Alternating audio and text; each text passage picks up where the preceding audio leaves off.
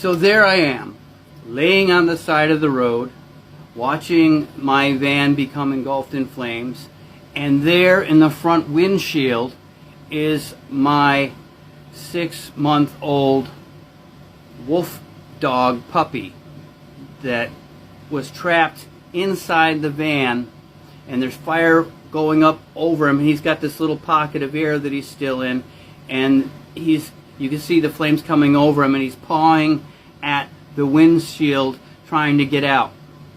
And I'm laying there helpless on the ground, bleeding out, trying not to go into shock, and I'm looking at this, and there's nothing I can do but just watch. And there is this giant trucker.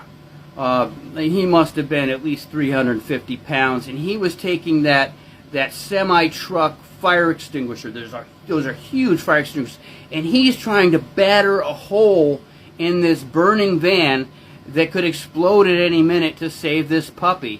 And he's trying to punch a hole in this really thick, this is a 1967 Chevy Handyvan. The windshield on those things were insane. So he's trying to pound a hole in this windshield with this fire extinguishers, and everyone's begging, get away from him, it's going to blow, it's going to blow. And at the same time, they're fighting this 30-acre brush fire that started by the gas that poured down the road and is going down the side of this mountain. Traffic is stopped on both sides of the road. The stuff that I had on top of the van, the propane tanks and everything, is scattered all over the highway. Both sides of the highway are shut down at this point.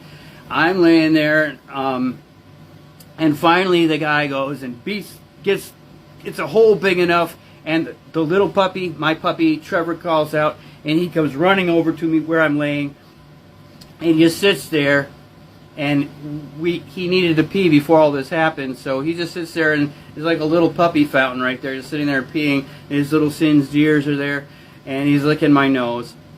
And the sun was just about setting at this point. It was 6 in October, so the sun was just starting to go down by the time this is going on. There's this lovely sunset, and I'm laying there on the side of the road with my busted arm. Everything I owned was in that van. All my flute making equipment, my flutes, everything was in there, and it was burning. And you could see the truckers, everyone ducking and running for cover because the bamboo was exploding. I had raw bamboo inside the vehicle, so it's exploding and it's sounding like bullets going off. So everyone's assuming that there's shells, rifle shells or something going off in the van. So they're all running and trying to get away from that. It's just a complete bedlam. And I'm laying there and I'm waiting for the ambulance. And I'm starting to go into shock. And I just thought, well, this would be a great time to just leave. Everything's